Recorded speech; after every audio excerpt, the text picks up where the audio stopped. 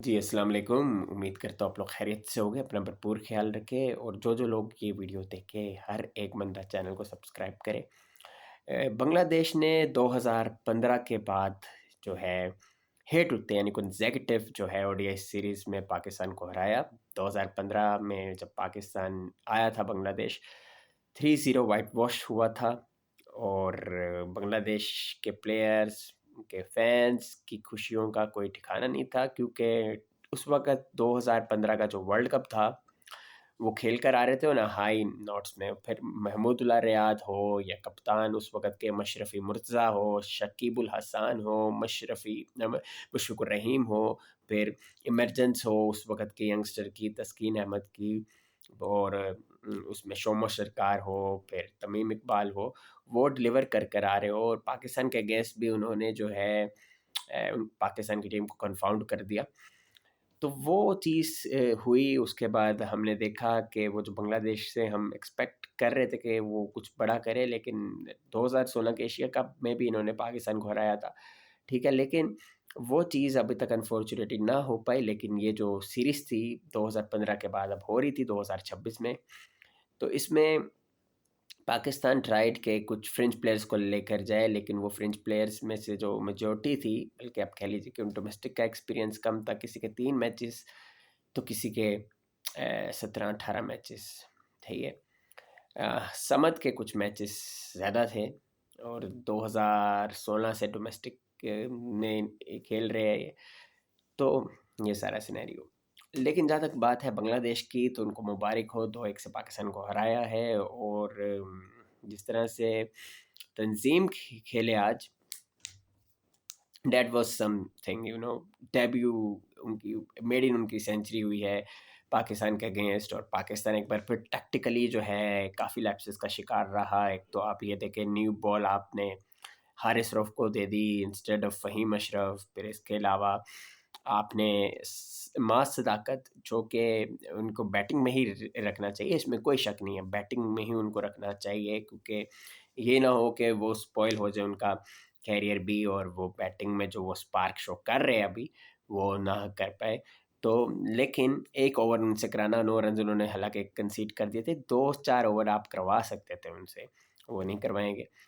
फिर इसके अलावा आप ये देखें कि अ, एज़ अ कैप्टन आप पे ज़िम्मेदारी है कि देखिए आपने सही है स्प्लेंडेड वर्कआउट किया फील्ड में, हमने देखा बॉलिंग भी आपने अच्छी की है आज, लेकिन जब 1 ओवर में 14 रन्स चाहिए थे, so you could do Afridi 2.0 as simple as that आप कर सकते थे।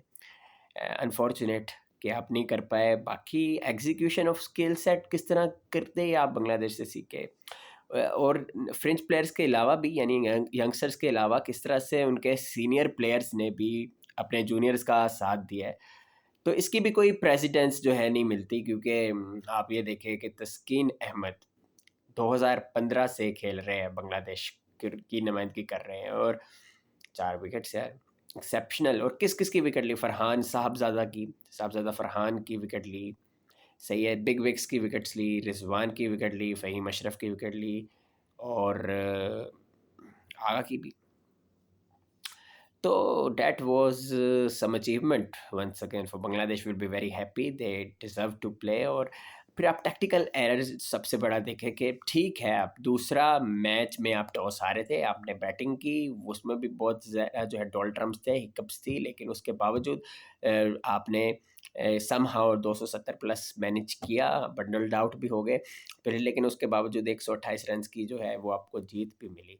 तो वो फैक्टर भी आपने कंसीडर नहीं किया और आपने टॉस इस बार जीता और आपने कहा कि हम शायद उनको बंडल आउट कर लेंगे कोई 150-200 में, तो let them put to bat first. And उन्होंने बैट किया तो उनका बैट तो रुका ही नहीं और एक्सेप्शनल स्टफ में मोमेंटम उनके साथ था क्योंकि आप ये देखें कि जिस तरह से हारिस रऊफ़ की बैटिंग हुई है, एग्जीक्यूशन सही नहीं था। वहाँ पे आपको चाहिए था कि फ़हीम को लेकर आते क्योंकि स्लो ऑफ कर सकते हैं। अनफॉर्चुनेटली हमने टी20 फॉर्मेट में भी देखा, हमने अब ओडीआई फॉर्मेट में भी देखा, इंडक्ट हो रहे हैं फ़हीम अशरफ, लेकिन वो वैल्यू ऐड नहीं कर पा रहे क्योंकि उनको सही उनके रोल को डिफ़ाइन नहीं करवाया जा रहा।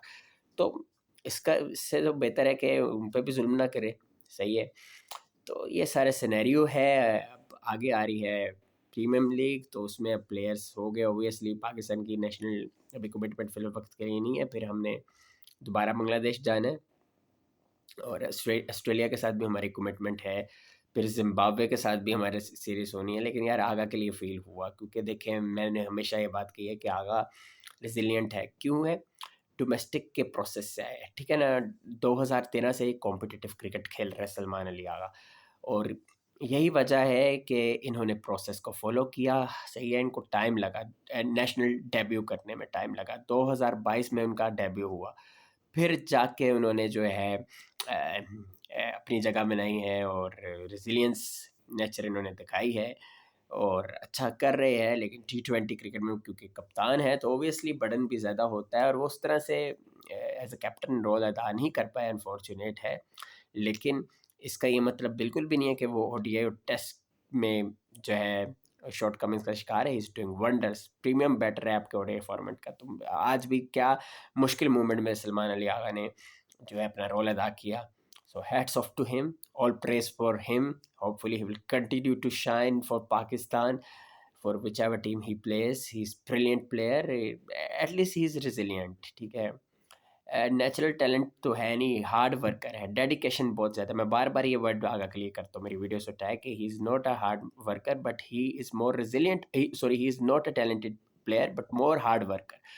हार्ड वर्कर है, डिटर्मिन्ड रहते हैं और कोशिश करते हैं कि क्रीज को ऑक्यूपाई करके जो है वैल्यू ऐड कर पाए, और वही प्लेयर जो है कामयाब होता है। मुश्किल कंडीशंस में जिस तरह खेला इन्होंने, तो जितना इनकी तारीफ़ करो कम है। डेफिनेटली वो जो कर सकते थे उन्होंने बहुत बेहतरीन तरीके से किया। 106 रन्स किए, unfortunately that went in vain, लेकिन वहाँ से मैच बना गए थे। फिनिशिंग जो है वो बाकी जो प्लेयर्स थे, टेल थी, उनका काम था कि वो करे और उनको करना चाहिए था। अनफॉर्चुनेट हुआ। Hats off to Bangladesh for putting up a stellar performance once again against Pakistan. They trounced Pakistan yet again after 11 years. So that is some in their home shores. पहले 3-0 से वाइट वॉश किया था, अब 2-1 से किया था। अपने राय का इज़हार करें और अपना भरपूर ख्याल रखें और चैनल को सब्सक्राइब करें। शुक्रिया।